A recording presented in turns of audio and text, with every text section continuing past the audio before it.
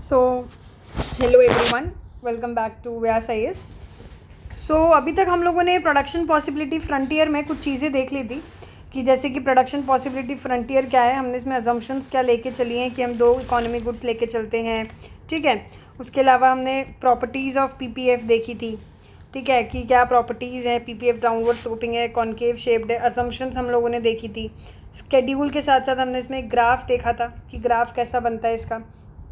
Graph से related हमने MOC देखा था, एमओसी के साथ साथ हमने एमआरटी पढ़ा। तो ये चीज़ें हमने देखी थी, अटेनेबल कॉम्बिनेशंस, अनअटेनेबल कॉम्बिनेशंस, ये सारी चीज़ें हम लोगों ने इसमें देख ली थी। आगे हम लोग बात करते हैं इसके अंदर इसके स्लोप वगैरह की। देखो, मैथमेटिक्स स्टूडेंट अगर कोई है तो उनको तो ये स्लोप जैसी चीज़ें समझ आ जाएगी।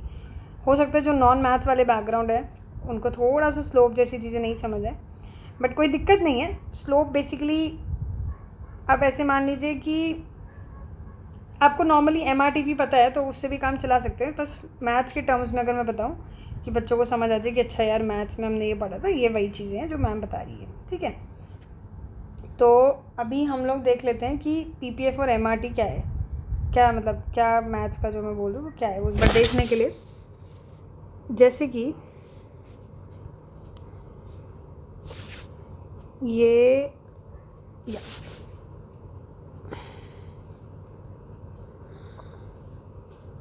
ठीक है, पीपीएफ एंड एमआरटी। देखिए, पीपीएफ और एमआरटी की अगर मैं बात करूं तो पीपीएफ हमने देखा कि इस शेप का हमारा पीपीएफ होता है। ठीक है, ये अब हमने एमआरटी देखा था कि क्या होता है भाई, unit sacrifice divided by unit gain करके हमने देखा था कि एक यूनिट गेन करने के लिए हमें कितनी यूनिट सैक्रिफाइस करनी पड़ रही है। राइट, ऐसा ही हमने देखा था एमआरटी के बारे में कि एमआरटी क्या होता है, number of unit sacrifice divide by number of units gain. तो अगर हमें एमआरटी निकालना है तो हम एमआरटी एक तरीके से और निकाल सकते हैं, that is we can measure on the PPF, कि हम पीपीएफ में ही मेजर कर सकते हैं। अब यार ये क्या बोल दिया मैम ने, है ना, कि पीपीएफ में कैसे मेजर कर सकते हैं। तो अगर हम बात करें कि पीपीएफ में कैसे मेजर करते हैं तो let's say I am drawing a graph, जो हमने पढ़ा भी था, तो मैं यहाँ पे ड्रॉ कर देती हूँ कॉर्नर में। ठीक है, ये आपका एक स्ट्रेट लाइन हो गया, ये हमारा पीपीएफ हो गया। ठीक है, अब ये वाई एक्सिस, ये आपका एक्स एक्सिस हो गया। ठीक है, यहाँ पे हम लोग बटर ले लेते हैं, बटर इन यूनिट्स। इधर हम लोग गन्स ले लेते हैं इन यूनिट्स। ठीक है, अब हम लोगों ने कुछ पॉइंट्स निकाले थे, जैसे कि ये पॉइंट देखा हमने, A point, B point, C point, D, E, और हमने देखा था एफ पॉइंट। ठीक है, ये 6 तरीके के पॉइंट्स हैं। आपने ये देखा, हम लोगों ने क्या देखा कि पीपीएफ क्या है, डाउनवर्ड स्लोपिंग है। ऐसा ही हो रहा है, हम ए से बी पे आए, बी से सी पे आए, सी से डी पे आए, ई से एफ पे आए, ऐसे करके हम गए हैं। तो यानी कि पीपीएफ हम लोगों ने देखा कि PPF is sloping, PPF slopes downward. Right, कि एक यूनिट गेन करने के लिए हमें, एक यूनिट ऑफ गन को गेन करने के लिए हमें कुछ units of x units of butter को क्या करना पड़ रहा है, सैक्रिफाइस करना पड़ रहा है। लेट्स से जैसे कि ए पॉइंट से हम, ये हमारा बी पॉइंट पे आने के लिए हमने यहाँ तक हम गिरे, है ना, यहाँ से हमने 1 पॉइंट यूनिट गेन किया और यहाँ से हम लोग इतना गिरे, मतलब ये आपका 1, ये आपका 2। ठीक है, यहाँ पे जो भी ये आपका, यहाँ पे 2 एक्चुअली 2, ये इधर आपका 3, यहाँ पे आपका 4, यहाँ आपका 5। ठीक है, कुछ ऐसा है। तो इधर हमने इतना 1 यूनिट ऑफ सेक्रीफाइस किया इतने के लिए, फिर हमने इधर से इतना सेक्रीफाइस किया 2 के लिए, 1 यूनिट और गेन करने के लिए, फिर हमने यहाँ से वापस इतना कुछ इस तरीके से ये हमारा बन रहा है, ठीक है। अभी मेरा थोड़ा सा शेप प्रॉपर नहीं आया, बट जो भी है, तो कुछ ऐसे ऐसे जाएगा आपका ना, कि यहाँ से आपने इतना सेक्रीफाइस किया 1 यूनिट, ठीक है, 1 यूनिट गेन किया कितने के लिए, इतने के लिए, फिर ऐसे लाइक दिस, ठीक है, ये कुछ ऐसा जाएगा। तो यानी कि यहाँ क्या मतलब हो रहा है, जैसे कि अगर अपन, चलो एक बार डायग्राम अच्छा सा बना के देख ही लेते हैं कि आप लोगों को थोड़ा बेटर समझ आए। जैसे कि ये आपका कॉनकेव, तो ठीक है, ये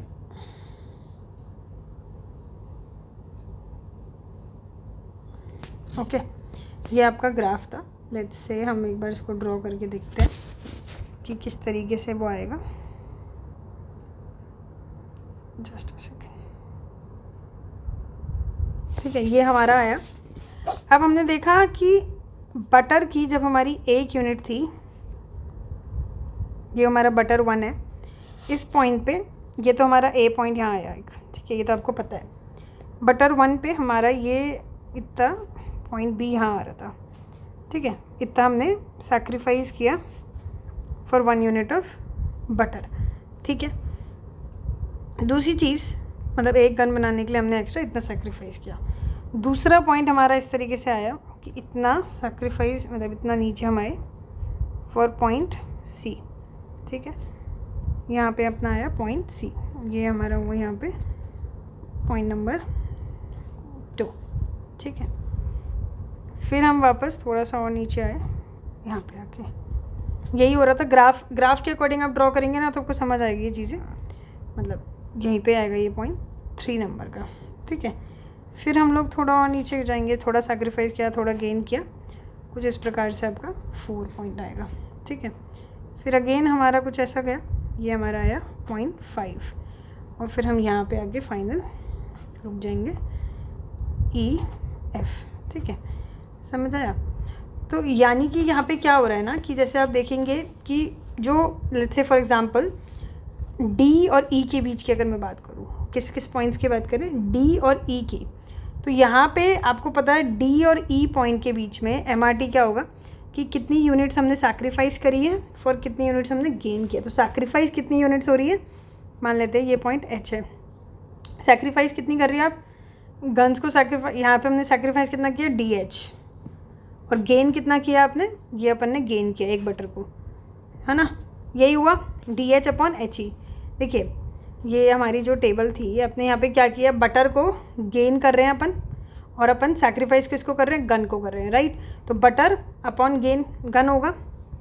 तो यहाँ पे जो आपने देखा वो यही तो हुआ कि बटर हमने कितना सैक्रिफाइस किया, सैक्रिफाइस ऊपर आएगा, सैक्रिफाइस यहाँ बटर यहाँ है, कितना किया DH, और यहाँ पे कितना HE, तो ये हमारा हुआ MRT, ठीक है।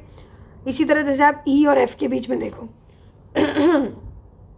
E और F के बीच में भी यही हुआ, सैक्रिफाइस कितना, इतना, गेन कितना किया, इतना, तो यहाँ पे क्या आएगा E, लेट्स सी ये पॉइंट I है, ठीक है, तो EI/FI, इस तरीके से हमारा ये रहेगा, ठीक है। ये आपका हुआ EI/FI, ठीक है। तो ये आपका हुआ MRT। तो बेसिकली इस तरीके से आपका MRT चलता है, this upon this, this upon this, clear, समझ आई। और हमें पता है कि PPF की शेप कैसी है, कॉनकेव। तो आपको पता है एक स्ट्रेट लाइन हो, कॉन्वेक्स हो, कॉनकेव हो, जो इसकी स्लोप होती है उसी को क्या बोला जाता है, स्लोप ही तो होती है लाइन की।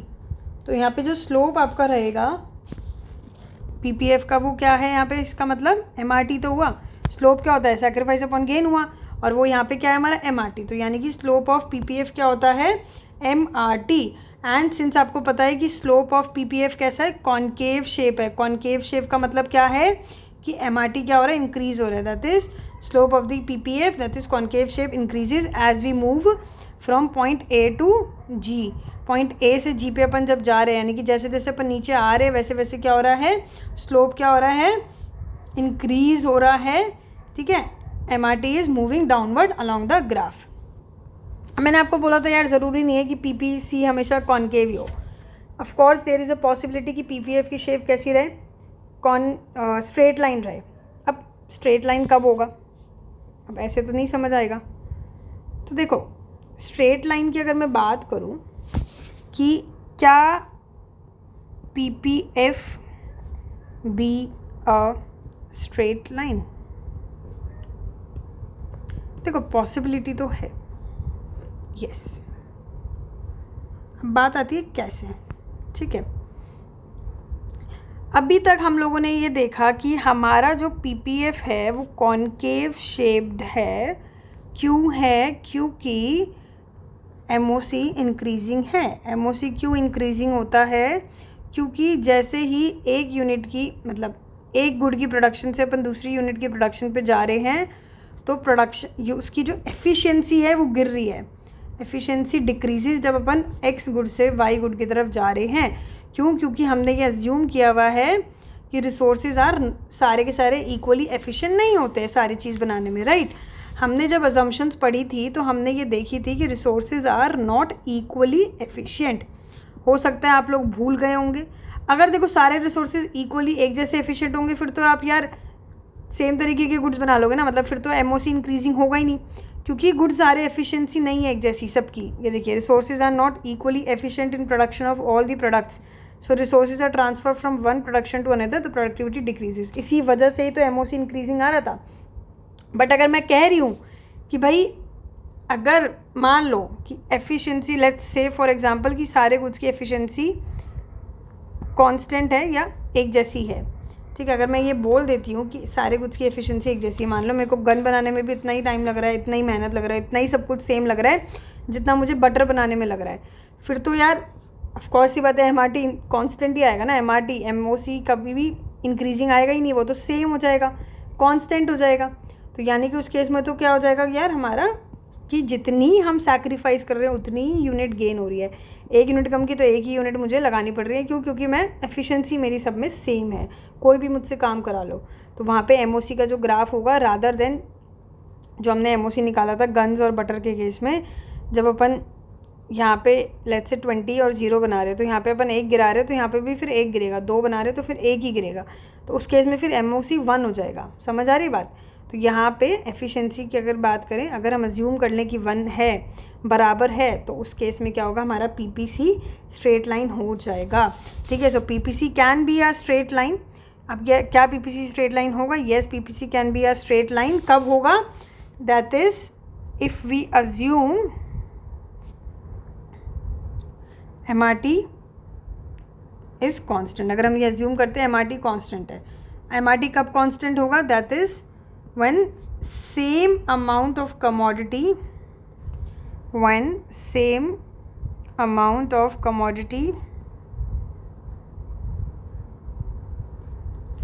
is sacrificed to gain an additional unit of another commodity, another commodity. दूसरी कमोडिटी को एक ज़्यादा बनाने से दूसरी पहली कमोडिटी की भी एक ही सेम ही यूनिट कम किए जा रही है, तो हम क्या कहेंगे? MRT उस टाइम पे कांस्टेंट रहेगा। तो ये कब अज्यूम किया जाएगा? Can only be possible when resources are equally efficient. Can only be possible when resources are equally efficient in production of all the goods। हम जितने भी गुड्स की बात कर रहे हैं उस इकोनॉमी में, जैसे इस केस में हम लोगों ने 2 गुड्स की बात की तो हम 2 ही गुड्स की बात करेंगे। तो इस केस में आपका PPC कर्व कैसा दिखेगा? अगर मैं PPC की यहाँ पे बात करूँ, अगर मैं थोड़ा सा यहाँ ले लेती हूँ एग्जांपल कि PPC कैसा रहेगा, तो योर PPC कर्व, ये वाई एक्सिस हो गया आपका, ये वाई एक्सिस हो गया। ठीक है, तो इस केस में आपका PPC होगा straight line. This will be your PPC। ठीक है, यहाँ होगा आपका गुड वाई, कोई भी गुड एक्स, ठीक है, बटर गन कुछ भी ले लो। तो इस केस में आपका क्या होगा? बट ये आपका हो गया स्ट्रेट लाइन। ठीक है, एक बार स्ट्रेट देख लेते हैं, समझ आया? तो इस तरीके से हमारा बन जाएगा इस केस में PPC। ठीक है, क्या PPC की शेप कॉन्वेक्स हो सकती है? हाँ, पीपीसी की शेप कॉन्वेक्स भी हो सकती है। अब पीपीसी की शेप कॉन्वेक्स कब होगी यार? जब उल्टा हो गया। सिंपल सी बात है, जब एमओसी डिक्रीजिंग हो जाएगा, यानी कि पहले हमने देखा था कि जब हम एक गुड से दूसरे गुड में शिफ्ट हो रहे हैं तो एफिशिएंसी क्या होती है? कम हो जाती है। हमने देखा था इस केस में क्या हो रहा है? एफिशिएंसी गिर रही है। तो जब हम देख रहे हैं कि एक सेकेंड, जस्ट अ सेकेंड ना, देखो यहाँ पे एक समझते हैं। जब मैंने बोला कि हम एक्स गुड से वाई गुड की तरफ जा रहे हैं, और अगर 3 पॉसिबिलिटी है, ठीक है, या तो हमारी एफिशिएंसी गिर रही है, या हमारी एफिशिएंसी हो सकता है सेम है, या फिर हमारी एफिशिएंसी बढ़े। तो ऐसे एफिशिएंसी बढ़े ऐसे तो पॉसिबल है नहीं कि यार, वो तो तभी पॉसिबल है या तो मुझे बटर बनाना बहुत अच्छे से आता था पर मुझे बोल दिया गया गन बना। अब जब मुझे गन से बटर पे शिफ्ट करोगे तो ऑफकोर्स ये बात है मेरी एफिशिएंसी बढ़ जाएगी, तो अदरवाइज़ तो कोई केस में पॉसिबल होगा नहीं, ठीक है। तो एफिशिएंसी जब हमारी गिरती है तो भाई यार सिंपल सी बात है, अगर मैं एक्स गुड बहुत अच्छे से बना रही हूँ, मुझे एकदम से तुम वाई पे शिफ्ट कर दोगे तो मैं इतने अच्छे से गुड बना ही नहीं पाऊंगी, तो मुझे सैक्रिफाइस ज़्यादा करना पड़ेगा और गेन मैं बहुत कम कर पाऊंगी ना। जैसे मैं गन्स बनाने में अच्छी हूँ, बटर बनाने में कम अच्छी हूँ, ठीक है, गन्स बनाने में मैं बहुत अच्छी हूँ, मुझे एकदम से तुम बोलोगे यार बटर बना, तो मुझे ये बनेगा मुझसे थोड़ा ही और ये मेरे को ज़्यादा कम करना पड़ेगा। तो कहीं ना कहीं इस केस में हमने क्या देखा था कि एमओसी हमारा कैसा रहता है? इंक्रीजिंग रहता है। एमओसी इंक्रीजिंग रहेगा इस केस में, तो उस वजह से क्या होता है, हमने देखा उस वजह से क्या होता है, पीपीसी की शेप कैसी रहेगी? उस वजह से पीपीसी यहाँ पे कैसा रहेगा? कॉनकेव शेप रहेगा, ठीक है, समझ आ गया। दूसरी पॉसिबिलिटी अभी हमने देखी कि एफिशिएंसी अगर हमारी सेम है, एफिशिएंसी सेम है, जितना मुझे गन्स बनाने में मेहनत लग रही है उतना ही मुझे बटर बनाने में मेहनत लग रही है, ठीक है, जितना मुझे गन्स बनाने में मेहनत लग रही है उतना ही मुझे बटर बनाने में लग रही है, तो उस केस में हमने देखा एमओसी हमारा क्या रहेगा? सेम रहेगा, ठीक है। तो यहाँ पे हमने देखा पीपीसी स्ट्रेट लाइन है। बट अगर मैं कह दूँ ऐसा केस जहाँ पे भाई मेरे को गन से बटर में कर रहे हो तो मेरी एफिशिएंसी बढ़ रही है, भाई चमत्कार ही हो गया, मतलब गन से बटर पे मैं जा रही हूँ तो मेरी एफिशिएंसी इंक्रीज़ हो रही है, तो यार सिंपल सी बात है, मार्जिनल अपॉर्चुनिटी कम गिरेगा ही ना, क्योंकि पहले मुझे ज़्यादा सेक्रीफाइस करना पड़ रहा था, मुझे सेक्रीफाइस ही कम करना पड़ेगा। जो मेरा चेंज इन ये unit sacrifice divide by change in gain है, जब मेरा ये सेक्रीफाइस कम हो रहा है और मुझे गेन ज़्यादा हो रहा है तो पूरा का पूरा स्लोप गिरेगा ही ना। देखो हमेशा ध्यान रखना, मैथ्स में हो या इकोनॉमिक्स में हो, कोई भी स्लोप निकालते हैं तो न्यूमरेटर में भी कुछ होता है, डिनोमिनेटर में भी कुछ होता है, ठीक है। अब ये पूरी वैल्यू या तो बढ़ती है या कम होती है या बराबर भी होती है। बराबर तो जब होगी जब यहाँ 5 है, नीचे भी 5 है, 5 डिवाइड बाई 5 1, ठीक है, मतलब सेम हो गया न्यूमरेटर डिनोमिनेटर, उसका तो मैं केस ले ही नहीं रही। मैं वो केस ले रही हूँ बढ़ता कब है और गिरता कम है। देखो ये पूरी वैल्यू बढ़ेगी कब? जब ऊपर वाली वैल्यू बढ़ती है, जब ये ऊपर वाली वैल्यू बढ़ेगी, जैसे मान लो 5 डिवाइड बाई 1 है तो 5 आएगा, और ऊपर वाली वैल्यू अगर बढ़ती है, लेट्स से मान लो 10 हो गई तो 10 डिवाइड बाई 1 बढ़ेगा, तभी भी तो ये 10 हो रहा है, बढ़ रहा है ना। तो यानी कि जब न्यूमरेटर बढ़ रहा है तब ऊपर वाली वैल्यू ये पूरा बढ़ता है, या फिर नीचे वाली वैल्यू कम होती है। लेट्स से 5 डिवाइड बाई 1 5 थी, ये पहले ले लेते 5 डिवाइड बाई 2 2.5 थी, अब मैं नीचे वाली वैल्यू कम कर दूंगी तो बढ़ गया ना मेरा वैल्यू, 2.5 से 5 हो गया। तो यानी कि जब डिनोमिनेटर कम होता है तब भी पूरी वैल्यू बढ़ती है, ठीक है, समझ आई बात। इसी तरह से दूसरी चीज़ अगर मैं लूँ कि ये पूरी वैल्यू कम कब होएगी, तो ये पूरी वैल्यू कम कब होएगी? जब या तो न्यूमरेटर कम होता है या फिर डिनोमिनेटर बढ़ता है, ठीक है। तो सिंपल सी मैथ्स है, आप कोई भी वैल्यूज़ लगा के इसको समझ सकते हैं, इतना ज़्यादा इसमें कॉम्प्लिकेशंस आपको फेस करनी नहीं पड़ेगी। तो अगर एमओसी मैंने बोला कि सैक्रिफाइस मुझे कम करना पड़ रहा है, ये वैल्यू ऊपर वाली कम हो रही है तो फिर तो पूरा गिरेगा ही, और नीचे वाला भी बढ़ रहा है तो फिर तो और कम हो रहेगा। तो यानी कि इस केस में क्या होगा, हमारा पीपीसी कॉन्वेक्स शेप होगा रादर देन स्ट्रेट लाइन, ठीक है। तो पीपीसी कॉन्वेक्स शेप कब होता है? इसमें आप लिख भी सकते हैं कि PPC is convex to the origin, convex to the origin if MRT is decreasing, that is when less and less units, जब कम से कम units of a commodity are sacrificed to gain an additional unit of another commodity, to gain an additional unit of another commodity, come sacrifice करना पड़ रहा, तो इस case में PPF क्या होगा, डाउनवर्ड कॉन्वेक्स शेप का होगा। ये ध्यान रखना कि भाई पीपीटी, ये जो आपका पीपीएफ है स्ट्रेट लाइन और कॉन्वेक्स शेप यूजुअली होता नहीं है। यूजुअली जो हमारा जो होगा वो हमेशा एमआरटी इंक्रीजिंग केस में ही होगा, यानी कि कॉन्वेक्स कॉन्केव शेप्ड ही होगा। ठीक है, समझ आई बात। अब अगर मैं बात करूँ नेक्स्ट चीज़ की, पीपीएफ एंड अपॉर्चुनिटी कॉस्ट। देखो पीपीएफ एंड अपॉर्चुनिटी कॉस्ट क्या है। अब अगर हम बात करें कि पीपीएफ एंड अपॉर्चुनिटी कॉस्ट, ठीक है, तो पीपीएफ और अपॉर्चुनिटी कॉस्ट, देखो अपॉर्चुनिटी कॉस्ट हमने क्या देखा कि अपॉर्चुनिटी कॉस्ट हो गया कि जब हम किसी एक चीज़ को फोरगो करते हैं तो उसकी हमारी कॉस्ट क्या आती है। जब हम फोरगो करें, cost of next best alternative for one, that is हमने क्या देखा कि अपॉर्चुनिटी कॉस्ट बेसिकली क्या हो गई, alternative that must B given up to produce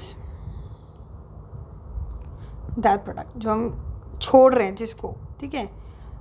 तो पीपीएफ हमारे को बेसिकली एक तरीके से यही तो दिखा रहा है यार, alternative cost that must be given up to produce that product. एक प्रोडक्ट को लेने के लिए, जैसे मैंने कहा मैंने ये वाली जॉब छोड़ी क्योंकि मुझे ये जॉब लेनी थी, तो ये मेरी अपॉर्चुनिटी कॉस्ट ही तो हुई। तो वही तो चीज़ पीपीएफ दिखा रहा है एक तरीके से। तो कहीं ना कहीं ये जो है पीपीएफ एक तरीके से अपन को क्या इलस्ट्रेट करता है, अपॉर्चुनिटी कॉस्ट ही इलस्ट्रेट कर रहा है। सो पीपीएफ कहीं ना कहीं अपन को क्या इलस्ट्रेट कर रहा है, अपॉर्चुनिटी कॉस्ट ही इलस्ट्रेट कर रहा है। ठीक है, जैसे कि अपने एग्जांपल में क्या हो रहा है, अपॉर्चुनिटी, अगर हम ज़्यादा बटर बना रहे हैं, opportunity cost of producing more butter. अब हम ज़्यादा बटर बनाएंगे तो क्या सेक्रीफाइस करना पड़ रहा है अपन को, गन। तो opportunity cost of producing more butter is fewer guns, कि हमें कम गन्स बनानी पड़ेगी। फिर अगर या तो बटर ज़्यादा बनाओगे तो गन्स कम बनेगी, नहीं तो उल्टा होगा। ठीक है, जैसे कि आप इस अपना चार्ट, अपना जो ग्राफ था वो देखोगे, जैसे कि लेट्स से पॉइंट ई है, पॉइंट ई से जब हम एफ़ की तरफ जा रहे हैं तो हमने देखा कि क्या हो रहा है, बटर तो 1 यूनिट ज़्यादा बन रहा है। ई पॉइंट पे 4 बटर बन रहा था, यहाँ पे 5 बन रहा है, बट हमारा जो ये है गन्स ये कम हो गए हैं। ठीक है, तो यानी कि कहीं ना कहीं हमने ये फॉरगो किया है। यहाँ पे आपकी 5 गन्स बन रही है और यहाँ पे आपके पहले 5 बटर बन रहे हैं और यहाँ पे आपके पहले 4 बटर बन रहे थे। बट गन्स की अगर मैं बात करूँ, फिगर 12 थी, यहाँ पे 9 थी, तो यहाँ पे कहीं ना कहीं अब 3 हमें गन्स की यूनिट फॉरगो करनी पड़ रही है। समझ आ रहा है। तो opportunity cost of 5th butter अगर मैं बात करूँ कि भाई मेरी 5th बटर बनाने की अपॉर्चुनिटी कॉस्ट क्या है कि मुझे 5 यूनिट्स ऑफ गन को सैक्रिफाइस करना पड़ रहा है। यहाँ पे एक्चुअली 6 है, ठीक है, तो यहाँ पे मुझे 5 यूनिट ऑफ उसको सैक्रिफाइस करना पड़ रहा है। 5 गन्स को 12 से 6 में आने पे मेरे 5 सैक्रिफाइस हो रहे हैं गन्स। ठीक है, तो 5 गन्स सैक्रिफाइस करने पड़ रहे हैं मुझे फॉर 1 यूनिट ऑफ बटर। ठीक है, इसमें हम एक चीज़ और देखेंगे, एक कंसेप्ट, ये तो भी देखा हमने पीपीएफ एंड अपॉर्चुनिटी कॉस्ट। इसी के साथ हम एक और कंसेप्ट देखेंगे, PPF and as transformation curve. PPF को हम लोग ट्रांसफॉर्मेशन कर्व भी बोल देते हैं। अब यार ये पीपीएफ एज ट्रांसफॉर्मेशन कर्व क्या होता है, ऐसा क्यों बोल रहे हैं? देखिए बहुत सिंपल है, इसको एक सिंपल तरीके से समझेंगे। अभी हमने क्या देखा, स्लोप ऑफ पीपीएफ क्या देखा, एमआरटी। हमने ये देखा कि जो स्लोप ऑफ पीपीएफ है वो क्या दिखा रहा है हमको कि किस तरीके से, किस डिफ़िकल्टी से, किस ईज़ से या फिर किस डिफ़िकल्टी से, किस ईज़ से या किस डिफ़िकल्टी से हम एक गुड को ट्रांसफॉर्म कर रहे हैं दूसरे गुड में, यानी कि गन की जगह बटर बना रहे हैं, बटर की जगह गन बना रहे हैं। इस तरीके से कि ट्रांसफॉर्मिंग, किस ईज़ और किस डिफ़िकल्टी से we are transforming one good into another. यही तो हो रहा है कि हम भाई एक गुड से दूसरे को शिफ्ट हो रहे हैं। तो किस ईजीनेस से, किस डिफ़िकल्टीनेस से आप लोग एक गुड से दूसरे गुड में शिफ्ट हो रहे हो, किस तरीके से ट्रांसफॉर्म हो रहे हो। जैसे हम लोगों ने देखा कि जैसे जैसे हम ग्राफ में नीचे की तरफ आ रहे हैं, जैसे जैसे हम ग्राफ में नीचे की तरफ आ रहे हैं, we are transforming guns into butter. हम क्या करे जा रहे हैं, गन्स को कम किए जा रहे हैं, बटर को बढ़ाए जा रहे हैं। और जब हम ऊपर की तरफ जाएंगे तो हम उल्टा केस देखेंगे कि that we are transforming butter into guns. तो किस ईजीनेस से, किस क्या सैक्रिफाइस करके या जो भी है उस तरीके से हम किस ईजीनेस या किस डिफ़िकल्टीनेस से हम गुड्स को ट्रांसफॉर्म कर रहे हैं। इसी ट्रांसफॉर्मेशन की वजह से इस कर्व को हम ट्रांसफॉर्मेशन कर्व भी बोल देते हैं, बस और कोई रीज़न नहीं है इसको ट्रांसफॉर्मेशन कर्व बोलने का। कि किस ईजीनेस, किस डिफ़िकल्टीनेस से हम एक ग्राफ से दूसरे ग्राफ में, एक गुड से दूसरे गुड में चेंज हो रहे हैं, इसी को हम क्या बोल देते हैं, पीपीएफ एज ट्रांसफॉर्मेशन कर्व। ठीक है, अब इससे मुझे एक चीज़ और याद आ गई है कि पीपीएफ के कुछ नाम होते हैं अलग अलग तरीके के, लिख सकते हैं आप लोग। ठीक है, पीपीएफ इज़ ऑल्सो, एक सेकेंड ना, PPF is also known as, एक नाम तो आपने देखा प्रोडक्शन पॉसिबिलिटी फ्रंटियर या प्रोडक्शन पॉसिबिलिटी कर्व भी आप इसे बोल सकते हैं, प्रोडक्शन पॉसिबिलिटी कर्व। ठीक है, प्रोडक्शन पॉसिबिलिटी बाउंड्री भी बोल सकते हैं क्योंकि एक तरीके से बाउंड्री बन रही है, प्रोडक्शन पॉसिबिलिटी बाउंड्री भी आप बोल सकते हैं। ठीक है, एक अभी अभी हमने देखा ट्रांसफॉर्मेशन कर्व बोला, ट्रांसफॉर्मेशन कर्व, इसी तरह ट्रांसफॉर्मेशन बाउंड्री भी बोल दो। ठीक है, कुछ भी बोल दो, मतलब कर्व बोलना है कर्व बोल दो, बाउंड्री बोलना है बाउंड्री बोल दो, फ्रंटियर बोलना है जैसे पीपीएफ में बोलते हैं तो फ्रंटियर बोल दो, बस यही इसके नाम है। हो सकता है पेपर में पूछ ले पीपीसी की जगह बोल दे यार पीपी ट्रांसफॉर्मेशन कर्व बताओ, बच्चे ने ऐसे ना सोचे कि यार कराया ही नहीं, एक ही चीज़ है यार। ठीक है, तो ये चीज़ है, ये हो सकता है ऐसे नाम से पूछ ले, कई बार होता नहीं है वैसे बट पूछ भी सकते हैं। ठीक है, पता होना चाहिए आप लोगों को। तो ये हमारा हुआ पीपीएफ। ठीक है, लास्ट टॉपिक जो हमारा है चेंजेस एंड शिफ्ट हम देखेंगे, जो कि इम्पॉर्टेंट है क्योंकि अभी यहाँ पे आप लोगों ने ये चेंजेस और शिफ्ट की चीज़ें समझ ली कि शिफ्ट कैसे होती हैं चीज़ें। ठीक है, मूवमेंट क्या होता है, स्वियल क्या होता है, चेंज हो गई, रोटेशन क्या होता है। तो आप पूरी इकोनॉमिक्स जब पढ़ोगे ना, हर जगह कहीं ना कहीं शिफ्ट, मूवमेंट, रोटेशन ये सब चलता रहता है। तो यहाँ पे सीख लोगे तो आपको ये आगे जाके हेल्प करेगा। तो नेक्स्ट क्लास में हम लोग ये देखेंगे शिफ्ट और रोटेशन वाला। ठीक है, so see you in the next video. बाकी आप लोग कमेंट सेक्शन में ज़रूर बताना कि आप लोगों को लेक्चर्स वगैरह कैसे लग रहे हैं। कहीं कोई दिक्कत आ रही है तो मेरे व्हाट्सएप नंबर पे भी मुझे कांटेक्ट कर सकते हैं। अब मैं अगर व्हाट्सएप नंबर की बात करूँ तो मेरा आप व्हाट्सएप नंबर नोट भी कर सकते हैं, मैं आपको व्हाट्सएप नंबर बता देती हूँ मेरा। ठीक है, मेरा नाम मुस्कान है, जस्ट अ सेकेंड, या माय नेम इज़ मुस्कान। ठीक है, and this is my WhatsApp number 9871461524। आप मुझे यहाँ मैसेज कर सकते हैं कोई भी तरीके का आपको डाउट हो तो।